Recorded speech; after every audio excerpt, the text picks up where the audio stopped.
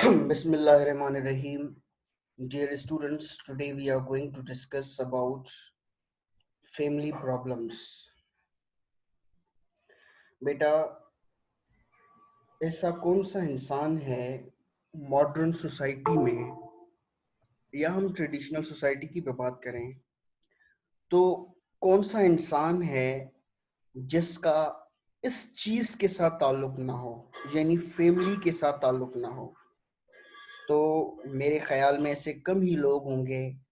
हाँ, ऐसे लोग होंगे जो बेचारे रास्तों पे सोए पड़े होते, उनकी फैमिली नहीं होती, ठीक है। या जो यतीम खानों में पलते हैं, उनकी फैमिली नहीं होती। बाकी तकरीबन सारे लोग जो हैं उनका किसी न किसी फैमिली से जरूर कोई ना कोई ताल्लुक होता है। तो बेटा, फैमिली जो है, फैमिली के अंदर भी बहुत सारे प्रॉब्लम्स पाए जाते हैं जिनको स्टडी करने की ज़रूरत होती है। तो इस टॉपिक में हम फैमिली के अंदर पाए जाने वाले प्रॉब्लम्स के मुतालिक डिस्कस करेंगे। First of all, we would like to discuss about the definition of the family, यानी फैमिली कहते किस चीज को हैं।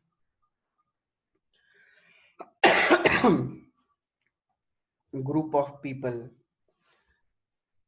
Number one, group of people, यानी फैमिली के अंदर एक से ज्यादा लोगों का होना जरूरी है। Group of people living together, साथ में रह रहे होते हैं, यानी एक से ज्यादा लोग जो साथ में रह रहे हों।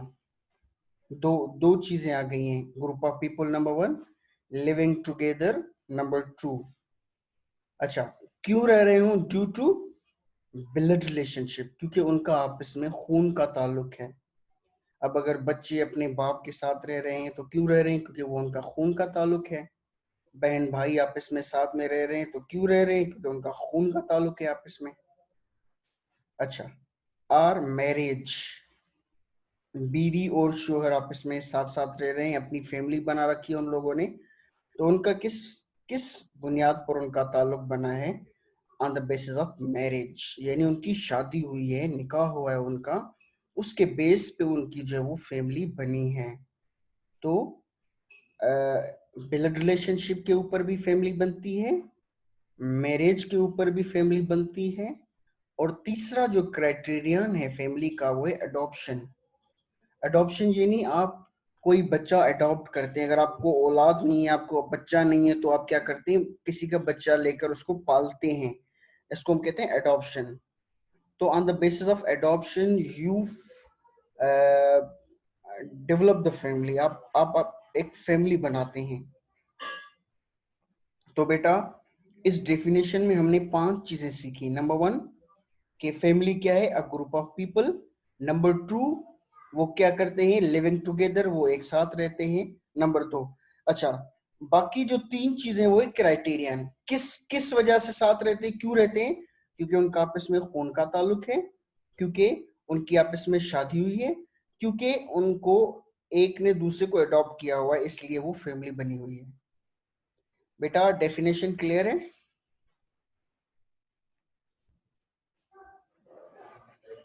जी सर, क्लियर है। अच्छा, कायनात अफजल खान, बेटा आप बताएंगे डेफिनेशन में हमने क्या सीखा है?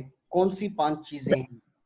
सर 5 चीजें ये है कि अ ग्रुप ऑफ पीपल, के जो लोग एक साथ रहते हैं, लिविंग टुगेदर, ठीक है। और उसके बाद क्राइटेरिया आपने जैसे बताया कि मैरिज की वजह से, ब्लड रिलेशन की वजह से और अडॉप्शन की वजह से, कि शादी की वजह से रहते हैं, खून का रिश्ता साथ होता है, और साथ ही साथ वो कोई बेबी अडॉप्ट करते हैं, उसकी वजह से फैमिली बनती है।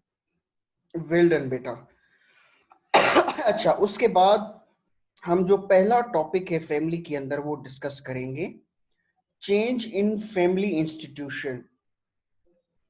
आपको तो पता है बेटा, वक्त के साथ साथ हर चीज में चेंज आती रहती है, लोगों में चेंज आती रहती है। आज छोटे हैं, कल बड़े हो जाएंगे। घरों में चेंज आती रहती है, आज नए हैं, कल पुराने हो जाएंगे। चीजों में चेंज आती रहती है, मुल्कों में चेंज आती रहती है, हर चीज में चेंज आती रहती है वक्त के साथ साथ।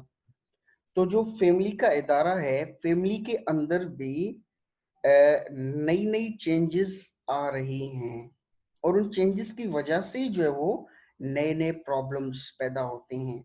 तो यहाँ पे एक चीज हमने सीखी कि if you want to understand the problems in the family, यानी फैमिली के अंदर जो कोई प्रॉब्लम चल रहा है, अगर आप उसको अंडरस्टैंड करना चाहें तो, क्योंकि आप उस प्रॉब्लम को तब तक हल ही नहीं कर सकते जब तक आप उसको अंडरस्टैंड ना करें।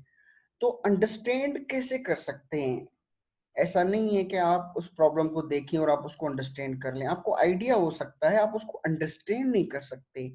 तो प्रॉपरली आप उसको अंडरस्टैंड कब कर सकते हैं? जब तक आप फैमिली के अंदर चेंजेस को ना स्टडी कर ले। ये जो बेटा चेंज वाला एलिमेंट है ना, हम उसको हमेशा इग्नोर कर देते हैं। जो चेंज हो रही होती है हम उसको देखते ही नहीं है, हम बस यानी गिला शिकवा करते रहते हैं कि क्यों लोगों के बिहेवियर तब्दील हो गए हैं, क्यों बीवी का रवैया चेंज हो गया है, क्यों शोहर का रवैया चेंज हो गया है। किसी ने इसको कहा होगा, भाई you don't have to complain about these things, you have to understand the changes. Daily basis पे बेटा चेंजेस हो रही होती है, उन चेंजेस को आपने अंडरस्टैंड करना होता है, तब ही उनको समझना होता है, तभी आप उस प्रॉब्लम की जड़ तक पहुंच जाएंगे। तो बेटा अगर हम फैमिली के इदारे के अंदर, फैमिली के इंस्टीट्यूशन के अंदर होने वाली चेंजेस को समझना चाहें तो हम क्या करेंगे? Traditional society and modern society, इन दोनों को कंपेयर करेंगे। यानी जिसको हम आसान उर्दू में कहते हैं पिछला जमाना, हालिया जमाना, यानी आज, आज ये है कल वो नहीं था। ये जो आज और कल को आप कंपेयर करते हैं ना, इसको सोशियोलॉजिकल टर्मिनोलॉजी में हम ट्रेडिशनल सोसाइटी यानी for the past and modern society for the present, आप ये दो टर्म्स यूज करते हैं। बेटा did you understand the concept of traditional society and modern society?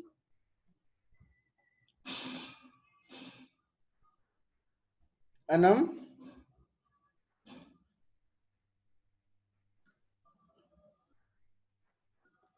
Anyone listening me? जी जी सर। हाँ अनम, आप बताएं concept traditional and modern society का। सर पहले जमाने में फैमिली जॉइंट होती थी, अब नहीं होती।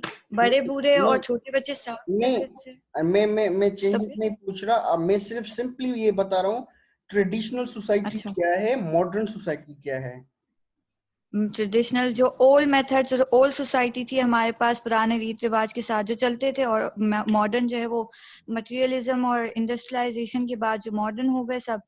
तो अब के जो दौर है तो वो मॉडर्न है। जी, यानी जो वक्त गुजर गया जिसकी हम अच्छी अच्छी बातें याद करके आज भी यानी हसरत से देखते हैं, भाई पहले क्या जमाना होता था, अच्छा जमाना था, ये होता था वो होता था। तो बेटा ये सारी ट्रेडिशनल सोसाइटी की बातें हैं। और मॉडर्न सोसाइटी क्या है? आज लेटेस्ट जो कुछ आज चल रहा है वो मॉडर्न है। ठीक है बेटा, तो हम क्या करेंगे? ट्रेडिशनल सोसाइटी को कंपेयर करेंगे मॉडर्न सोसाइटी के साथ, और फिर हम देखेंगे कि गुजरे हुए जमाने में क्या होता था और आज जो है वो मॉडर्न सोसाइटीज में क्या है। वैसे तो बहुत सारी चेंजेस हैं, लेकिन मैं यहाँ पे फकत 5 चेंजेस का जिक्र करूंगा। Number 1, nuclear family is replacing joint family system.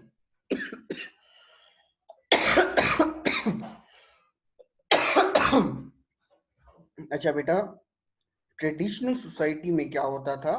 Joint family system हुआ करता था। क्यों? अच्छा, पहले एग्रीकल्चरल सोसाइटी हुआ करती थी, खेती बाड़ी ज्यादा हुआ करती थी, उसकी वजह से सारे लोगों को एक जगह पे रहना पड़ता था। तो जो भाई बहने कजिन ये सारे मिलकर रहते थे, फिर उनके बच्चे, बड़ा कुंभा होता था, यानी एक ही बड़े घर में छोटी छोटी 8-10 फैमिलियां रहती थी और सारे इकट्ठे रहते थे। इसको हम कहते हैं ज्वाइंट फैमिली सिस्टम। उन सब की डिसीजन मेकिंग एक ही करता था बंदा जो बड़ा होता था। ठीक है, इसको हम कहते हैं जॉइंट फैमिली सिस्टम। तो ट्रेडिशनल सोसाइटी के अंदर जॉइंट फैमिली सिस्टम हुआ करता था।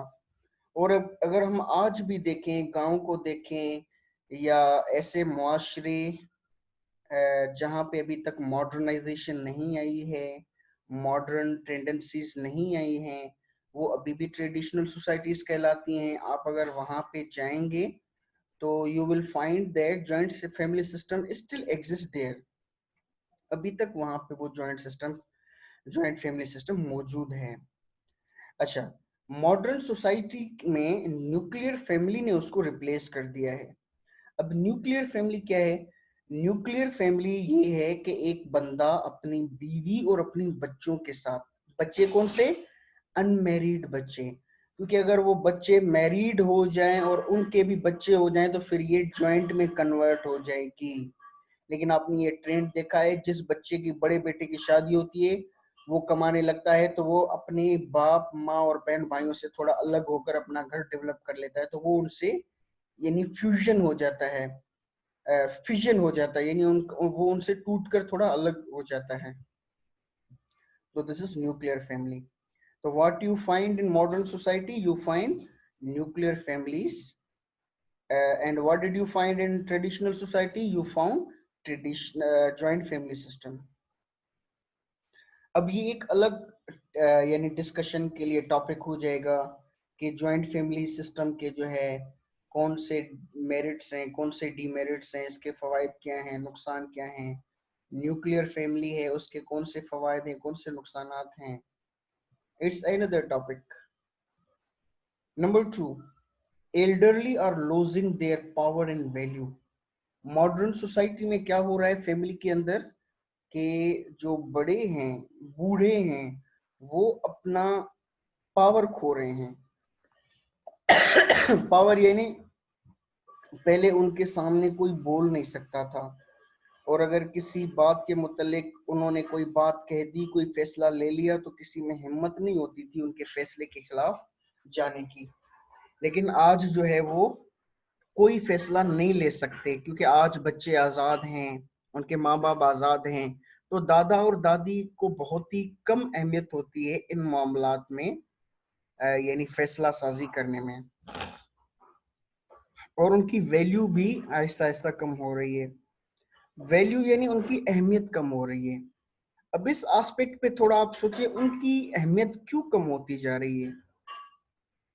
तो बेटा, आपके पास कोई भी चीज मौजूद हो, उसको आप तब तक संभाल के रखेंगे जब तक वो काम करता रहे। आपके पास कलम है, पेन है, आपने उसको अपने बैग में संभाल के रखा हुआ है। क्यों संभाल के रखा हुआ है? क्योंकि वो लिखता है। अच्छा, अगर वो लिखना छोड़ दे तो क्या करेंगे आप? उसको बैग में संभाल के रखेंगे? नहीं, आप उसको फेंक देंगे। It means why you are valued in human society? You are only valued in human society until and unless you contribute. आप जब तक देते रहते हैं, आप जब तक कुछ ना कुछ करते रहते हैं, तब तक आपकी फंक्शनल इंपॉर्टेंस रहती है सोसाइटी में। और जब आप देना छोड़ दें तो फिर आप जब वो सोसाइटी के लिए बोझ बन जाते हैं। अब हम थोड़ा बूढ़े लोगों के ट्रेडिशनल फंक्शन पे देखें। वो क्या फंक्शन करते थे? वो फैसला साजी करते थे। दो भाई लड़ गए, उनके दरमियान फैसला करवा लिया, ठीक है, उनके झगड़े में उन्होंने मुदाखलत की और उनको आपस में क्या यानी सुलह करवा ली उनकी। उसके अलावा जो बच्चे होते थे उनको बिठाकर कहानियां सुनाना, उनकी तरबियत करना, ये काम होता था। तो इन 2-3 कामों की वजह से उनकी अहमियत हुआ करती थी उस जमाने में। लेकिन अब आप देखें, सारे भाई अलग अलग रहते हैं, अपनी अपनी फैमिलियों में रहते हैं, ठीक है। तो अब सुलह की, फैसले साजी की कोई जरूरत ही नहीं होती। छोटे बच्चे हैं, mobile phone, television, internet, computer, इन चीजों ने उन बच्चों को घेर के रखा है। तो उन बच्चों की मोरल डेवलपमेंट, एथिकल डेवलपमेंट, उसकी जरूरत ही नहीं है अब माशरे को।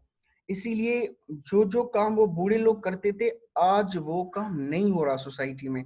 अब वो बेचारे फारिग बैठे हैं, बेरोजगार हैं, एक एक तरह का मैं ये वर्ड यूज कर रहा हूँ, बेरोजगार हैं, कुछ कर नहीं रहे, इसीलिए सोसाइटी के अंदर उनकी वैल्यू नहीं है। तो इस वजह से आप देखेंगे कि सोसाइटी में यानी कि ओल्ड होम्स बनते जा रहे हैं, बूढ़े लोगों के यानी रहने के घर, अलग रहने के घर वो बनते जा रहे हैं। अच्छा, number 3, women are gaining more say in family affairs. एक ये चेंज आ रही है कि औरत जो है उसको यानी ज्यादा से यानी उसको ज्यादा अहमियत मिलती जा रही है घर के मामलात में। अब आप ट्रेडिशनल सोसाइटी में देखेंगे औरत को इतनी नहीं हुआ करती थी। फॉर एग्जाम्पल, बच्ची का या बच्चे का रिश्ता करना है, अब ये घर का दादा दादी वो खुद करेंगे, दादा करेगा बिलखुसूस। यानी औरत को अख्तियार ही नहीं है कि वो इस चीज का फैसला कर सके कि मेरी बेटी ने या मेरे बेटे ने कहाँ पे शादी करनी है। ठीक है, इसका फैसला घर के बड़े करते थे, मर्द करता था। लेकिन जो पहले हमने फंक्शनल इंपॉर्टेंस डिस्कस की थी एल्डरली की, कि वो किस तरह से अपनी फंक्शनल इंपॉर्टेंस मॉडर्न सोसाइटी में खो रहे हैं, बिल्कुल इसी तरह औरत फंक्शनल इंपॉर्टेंस गेन कर रही है, हासिल कर रही है, क्योंकि अब वो भी पढ़ी लिखी है, वो भी जॉब करती है, वो भी कमाती है, तो वो यानी कंट्रीब्यूट कर रही है। जब कोई बंदा कंट्रीब्यूट करता है तो अपनी अहमियत मनवाता है। तो आप देखेंगे अभी मॉडर्न सोसाइटी में औरतों की यानी फैमिली के मामलात में काफी मानी जाती है।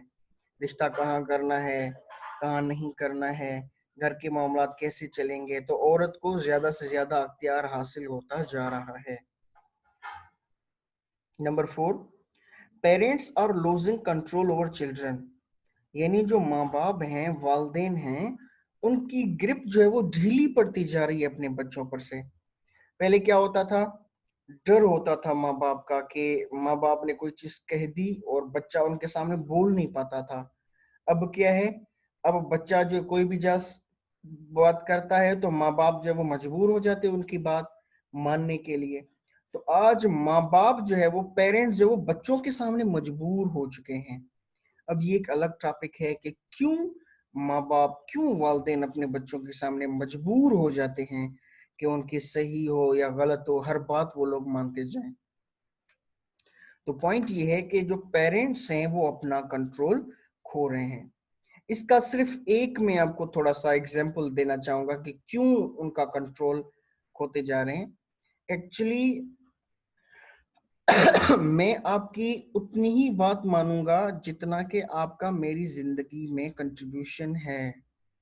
फॉर एग्जांपल, यानी आप अगर सोशल एक्सचेंज थ्योरी को यहाँ पे अप्लाई करें तो आपको ये बात समझ में आ जाएगी क्यों पेरेंट्स कंट्रोल खोते जा रहे हैं।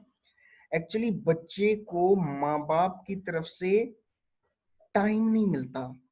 एक होता है ना, आप स्पेशल टाइम निकाल कर बच्चे के साथ बैठें, उसकी बातें सुने, उसके मसाइल सुने, उसके दोस्त बने, ये चीज नहीं है आजकल के मॉडर्न पेरेंट्स के अंदर। वो सिर्फ उसको देते हैं, यानी खाना देते हैं, पैसे देते हैं, और कोई चीज नहीं देते। तो बदले में बच्चा भी जो वो अंदर से बागी हो जाता है, बच्चा फिर अपनी मनमानी करने लगता है। तो मॉडर्न सोसाइटी में ये हम देखते हैं जो किड्स हैं, बच्चे हैं, वो मनमानी करते हैं और वालिदैन उनके सामने कमजोर रहते हैं। तो ये तब्दीली आपको देखने में मिलेगी फैमिली के अंदर। Last point number 5, marital decision. Marital decision no more parental discretion. यानी जो शादी का फैसला है, पहले क्या होता था, ये पेरेंटल डिस्क्रिशन होती थी, यानी वालिदैन का ही एक अपना फैसला होता था। बच्चों को सिर्फ वो बताते थे कि भाई हमने यहाँ पर आपका तय कर दिया है, बच्चों की मर्जी नहीं चलती थी। लेकिन अभी मॉडर्न सोसाइटी में बच्चों की मर्जी चलती है, क्योंकि उनकी मर्जी के बगैर वालिदैन कोई फैसला नहीं कर सकते। आपने अक्सर ड्रामों में, फिल्मों में या यानी बातों बातों में आपने ये बातें सुनी होंगी कि भाई हम ये तय करें, लेकिन हम थोड़ा बच्ची से पूछ लें, हम अपना थोड़ा बच्चे से उसकी राय मालूम कर लें, फिर हम आपको हतमी जवाब देंगे। यानी उनकी राय के बगैर वो कुछ नहीं कर सकते। तो ये 5 मोटी मोटी चेंजेस हैं जिनका अभी हमने जिक्र किया कि ये फैमिली के अंदर पाई जाती हैं। बेटा, इसके अंदर कोई सवाल आप लोगों का?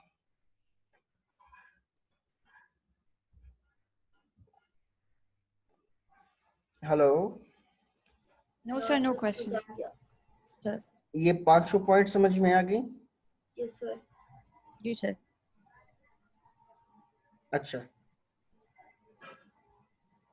अब हम आते हैं, ये तो थी चेंज इन फैमिली यानी स्ट्रक्चर, फैमिली की जो स्ट्रक्चर है, बनावट है, उसके अंदर क्या तब्दीलियां थी। अब हम आते हैं चेंज इन फंक्शंस, यानी फंक्शंस के अंदर क्या तब्दीली आई है, यानी जो काम काम जो है वो उनमें क्या तब्दीली आई है, जो काम करते थे। फॉर एग्जाम्पल नंबर 1, सबसे पहला बेटा, ये पॉइंट्स डिस्कस करने से पहले एक जनरल बात मैं आप लोगों को बताऊं। एक चेयर है, उस चेयर की कितनी टांगे होती हैं? How many legs are there in a chair? Four. Four chair. अगर एक हम उसकी टांग निकाल लें, तोड़ लें, बाकी कितनी बचेंगी? 3। 3। तो पहले जितनी मजबूती के साथ हम बैठते थे, कॉन्फिडेंटली बैठते थे कि ये गिरेगी नहीं, तो क्या अब ये 3 टांगों वाली पर हम कॉन्फिडेंटली बैठ सकेंगे? नो सर, गिर जाएंगे। ये कमजोर हो जाएगी। हाँ, अगर हम इसकी दूसरी भी टांग निकालें तो फिर क्या होगा? सर बिल्कुल ही काबिल नहीं रहेगी बैठने के। बैठने के काबिल नहीं रहेगी। बिल्कुल इसी तरह बेटा, आप अक्सर कहते हैं ना भाई, ये मियाँ बीवी के दरमियान क्यों झगड़ा हो रहा है, ये खानदान क्यों टूट रहे हैं, फैमिलियां क्यों कमजोर होती जा रही हैं। बेटा ये फैमिली को आप चेयर समझें, और ये जो चीजें मैं डिस्कस कर रहा हूं ना, इसको उस चेयर की टांगे समझें। अब फॉर एग्जांपल एक चेयर की अगर 4 के बजाय 8 टांगे होंगी तो क्या होगा? उसकी मजबूती बढ़ेगी या उसकी कमजोरी बढ़ेगी?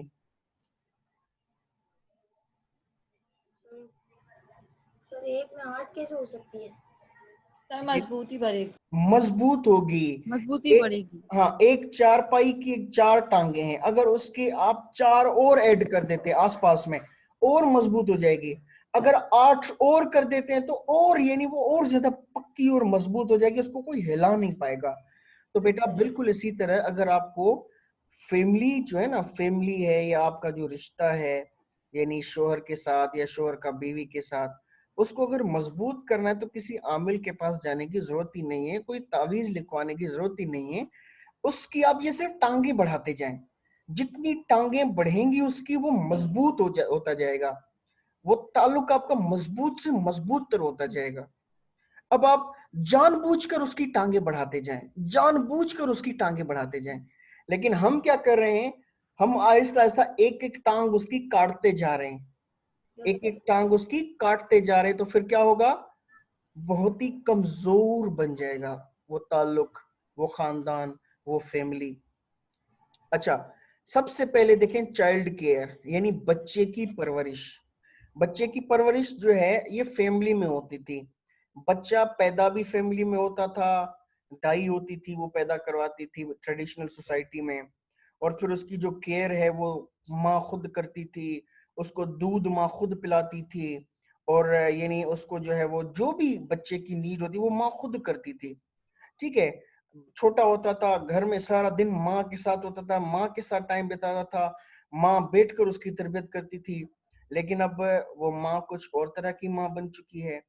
वो बच्चा जब पैदा होता है तो उसको अपना दूध तक नहीं पिलाती, और वो उसको जो डब्बे वाला दूध होता है उस पर वो ला कर देती है, और उस बेवकूफ औरत को पता ही नहीं होता कि ये कितना नुकसान कर रही है। उसने, आप यूं समझिए, उसने बीज बो दिया उस बच्चे को अपने आप से हमेशा के लिए छीनने का। क्योंकि ये 2 साल जो मजहब ने भी कहा है, इस्लाम ने भी कहा है कि 2 साल कंप्लीट आप जो उसको अपना दूध पिलाएंगे तो मजबूत रिश्ता होता जाएगा।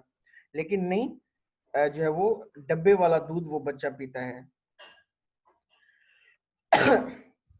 अच्छा, बेबी केयर। अब बच्चा 2 साल का है लेकिन माँ को तो जॉब करनी है, अपने ख्वाबों, अपने ड्रीम्स अचीव करने हैं, इसीलिए बच्चे को बेबी केयर सेंटर में डालेगी। अब वो बच्चा जो है वो, एक तो उसने दूध उसको नहीं दिया, एक वो ताल्लुक, एक टांग वो तोड़ दी, फिर बच्चे को दूसरी औरत के हाथ थमा दिया कि ये जब यानी थोड़ा खराब हो जाए तो आप उसको नहलाओ धुलाओ, उसको जरूरत हो खाने की तो तुम खिलाओ। ये 2-3 टांगे और उसने तोड़ दी उस चीज की। उसके अलावा किंडरगार्टन, अब केजी स्कूल खुल गए जहाँ पे 2.5 साल का बच्चा चला जाता है। भाई ये जो 5 साल है ना, ये माँ के नीचे, माँ के सुपरविजन में वो बच्चा जो है वो डेवलप होता है, तैयार होता है।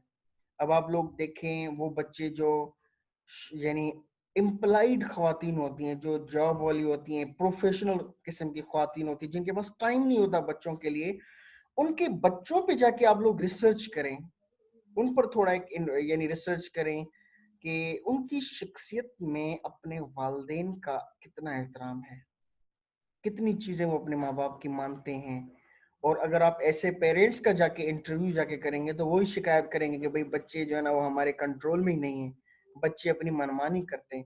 भाई आपने उस चेयर की टांगे तोड़ दी, अब आप कहते हैं भाई हम इस चेयर पे बैठ नहीं सकते, ये तो हमें गिरा रही है।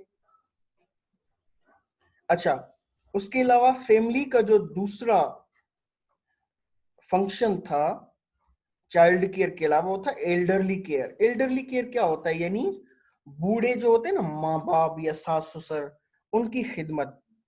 आजकल की औरत जो है उसके मैरिटल वैल्यूज में जो चीज दाखिल है वो ये है कि उसका सास और ससुर ना हो, यानी उसको यानी उनकी ना करनी पड़े। आजकल कई आप जो है वो ऐसे झगड़े देखेंगे जहाँ पे बीवी शोर से लड़ रही होती है कि मुझे अलग घर चाहिए। क्यों अलग चाहिए? क्योंकि वहां पे तो सास ससुर की खिदमत करनी पड़ती है। ठीक है, तो एल्डरली केयर। अब वो जो खवातीन यानी कि यानी अपने सास की ससुर की अगर उसको अपना माँ बाप मान लेती हैं, जो खवातीन उनको अपना माँ बाप मान लेती हैं, तो आप यूं समझें उस घर में उनकी जड़ें और मजबूत हो जाती हैं। क्योंकि अगर इन केस कल शोहर के साथ कोई अनबनत भी हो जाए तो फिर वो सास ससुर उस बहू के पीछे खड़े होते हैं, उसके सपोर्टर होते हैं। ठीक है बेटा, तो एल्डरली केयर, वो जो बूढ़े हैं उनकी खिदमत करना, उनकी दुआएं लेना, उनकी ब्लेसिंग लेना। ठीक है, ये चीज भी हमने जो अपनी फैमिली में से निकाल दी है। और फिर वो क्या करते थे, अब फॉर एग्जाम्पल सासू माँ है, बच्चा पैदा हुआ है, वो बेचारी बूढ़ी होती है ना, वो बच्चे की केयर करने में हेल्प करती है। अब अगर किसी मजबूरी की वजह से उस खातून को जॉब भी करना पड़ती है तो जो सास घर में मौजूद होती है वो बच्चे को संभाल लेती है और फिर बच्चे की अच्छे से केयर करती है। ठीक है बेटा, तो एल्डरली केयर ये चीज भी जो है वो निकलती जा रही है फैमिली से। ये फंक्शन फैमिली ये फंक्शन अपना खो रही है, बल्कि खो चुकी है काफी हद तक। Number 3, recreation. रिक्रिएशन कहते हैं तफरीह को। आप देखें आज आपको तफरीह चाहिए, भाई बोर हो रहे हैं, तफरीह चाहिए, आप क्या करते हैं? गेम खेलते हैं, फिल्म देखते हैं, ड्रामा देखते हैं, वीडियोस देखते हैं, यूट्यूब फेसबुक देखते हैं। और अगर हो जाए तो फिर कभी कभी आप बाहर घूमने चले जाते हैं, पार्क्स में घूमने जाते हैं, खाना खाने बाहर चले जाते हैं। एक्चुअल तफरीह क्या होती है बेटा? एक्चुअल तफरीह वो होती है जब घर का बड़ा यानी बाप, माँ, बहन, भाई, वो आपस में घर में एक दायरे की शक्ल में बैठकर बातचीत करते हैं कि भाई ये अब हमारा बातचीत का टाइम है। 1-1 घंटा 2-2 घंटा बैठकर बातें करते हैं। This is actual recreation. घर के अंदर ही तफरीह मिलती है। माँ बाप वो जो है वो बच्चों को तफरीह देते हैं। आपने पुराने ड्रामों में देखा होगा कि बाप जो वो बच्चों से खेलता है, बाप हाथी बन जाता है और उसके ऊपर वो बच्चा बैठकर उसको जो है वो चलाता रहता है, माँ बच्चे के साथ खेलती रहती है। तो एक्चुअली ये जो तफरीह फराहम करना है ये फैमिली का काम था ट्रेडिशनल सोसाइटी में, लेकिन ये जो है वो मॉडर्न सोसाइटी में फैमिली ने ये टांग भी अपनी तोड़ दी है। तो ये धागा और कमजोर हो गया जब आपने ये तीसरी टांग भी तोड़ दी। अब आते हैं चौथे पॉइंट पर, क्लीनलीनेस। क्लीनलीनेस कहते हैं सफाई को। बेटा आप लोग गर्ल्स बैठी हैं, एक मैं आपको मिसाल देता हूं। अगर आप कोई चीज बनाती हैं, यानी आप घर जाती हैं, आपको खाना बना बनाया मिलता है, अम्मी या भाभी या बाजी कोई भी बनाता है, तो बना बनाया मिलता है, तो वो जो बनी बनाई रोटी आपको मिलेगी ना, उसका आपको इतना कदर नहीं होगा। लेकिन जो आप अपने हाथों से आटा गूंदेंगे, फिर वो जो है ना वो बेलेंगे, फिर उसको तवे पे डालेंगे, फिर आप निकालेंगे, उसकी यानी आपको बहुत ज्यादा कदर होगी उस चीज की। जो आप खुद करते हैं ना चीज काम, उसकी आपको बहुत बड़ी कदर होगी। तो आजकल आजकल जो खवातीन है उनका घरों में दिल क्यों नहीं लगता? वो कहते भाई दिल नहीं लगता, ठीक है। आई रोज हम सुनते भाई फलां लड़की खोला ले रही है, फलां, भाई क्यों भाई ससुराल में दिल नहीं लगता? क्यों नहीं लगता? क्योंकि जो जो दिल लगने के जो असबाब थे उसने सारे तोड़ दिए। वो क्या थे? घर घर के साथ जो फंक्शंस हैं घर वाले, वो अदा ही नहीं कर रही थी। अच्छा भाई सफाई सुथराई वो कोई और आएगी, मासी आएगी, वो आकर करेगी, उसको हम 2000 रुपए देंगे, वो सफाई भी करेगी और वो जो है पोछा भी लगाएगी, वो किचन की भी सफाई करेगी, ठीक है बेटा। तो अब ये आपने एक और टांग टांग तोड़ दी और आपने उस चीज को कमजोर कर दिया। Number 5, laundry. लॉन्ड्री कहते हैं कपड़े धोने को। अब आप देखें कपड़े जो हैं वो कहाँ पे धुल रहे होते हैं? लॉन्ड्री में। घर में तो ये नहीं, बहुत कम होता है। जो बेचारी, कल मैंने फेसबुक पे एक बहुत अच्छी एक चीज पढ़ी और वो और चीज ये नहीं, मुझे भाग गई, ये अल्फाज नहीं थे, पता नहीं क्या था। तो ये लिखा हुआ था, जिसने पढ़ी लिखी लड़की से शादी की वो बेचारा होटल के बाहर तंदूर पर लाइन लगा के रोटियां लेने के लिए खड़ा था, और जिसने अनपढ़ लड़की से शादी की वो घर में बनी बनाई रोटी के मजे ले रहा था। जिससे मैंने पढ़ी थी ये। बेटा इसके अंदर मैं तो कहता हूँ, ये नहीं आप लोग पढ़ी लिखी हैं, ये अल्फाज नहीं, ये पता नहीं क्या है, ठीक है ना, लेकिन जिसको समझ में है। अच्छा, लॉन्ड्री यानी कपड़े धोना, तो हर चीज बाहर से धुल कर आ रही है। मैं एक लॉन्ड्री वाले दुकान के बाहर खड़ा था, वहां पे इस्त्री हो रही थी, तो एक खातून की शर्ट थी, वो इस्त्री कर रहा था।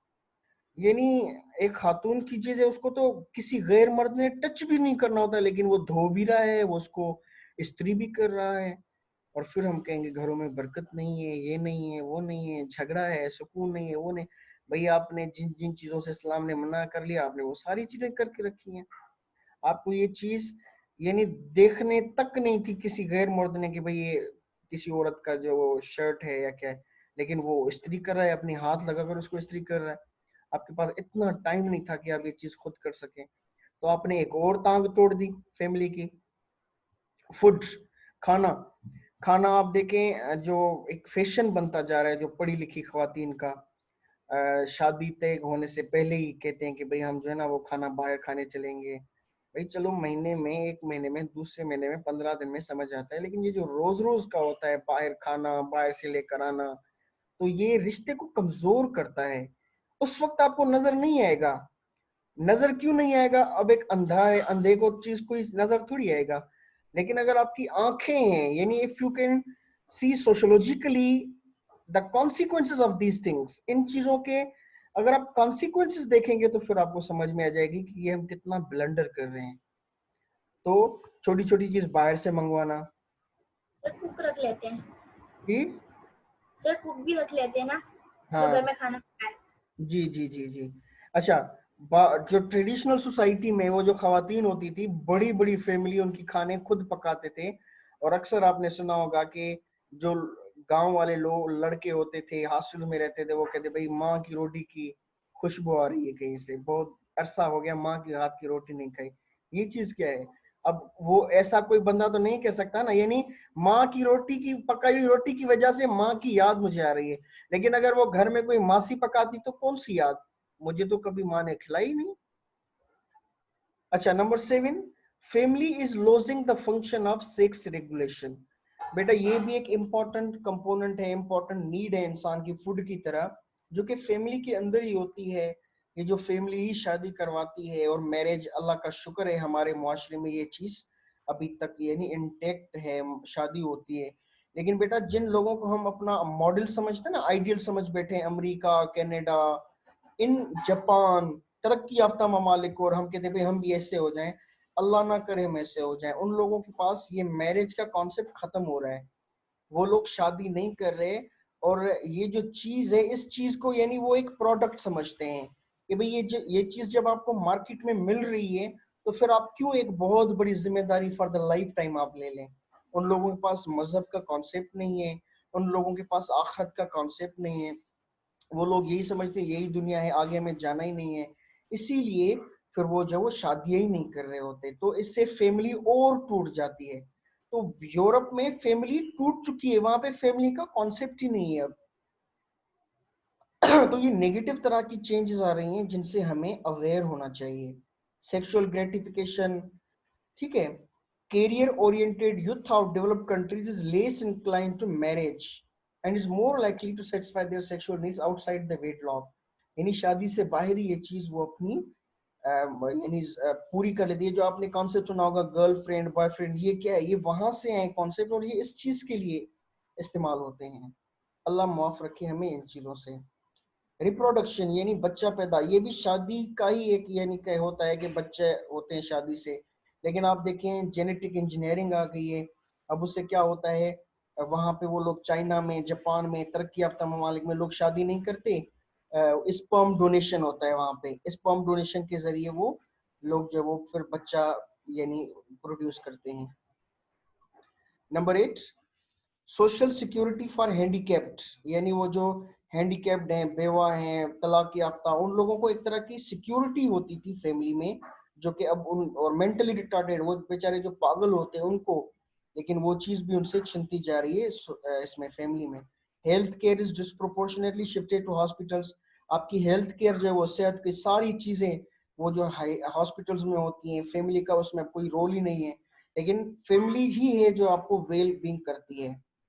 Modern family is not discharging religious duties toward their children, यानी बच्चों की तरफ जो रिलीजियस ड्यूटीज थी वो नहीं कर रही, उनकी कैरेक्टर डेवलपमेंट नहीं कर रही, कैरेक्टर बिल्डिंग नहीं कर रही, उनको कलाम पाक की जो वो तालीम नहीं देती और भी नमाजें नहीं सिखाती, तो गाफिल हुई पड़ी है मॉडर्न फैमिली इन अपनी जिम्मेदारियों से। तो बेटा ये था हमारे पहले सेशन का टॉपिक। इंशाल्लाह सेकंड सेशन में हम डाउरी को डिस्कस करते हैं।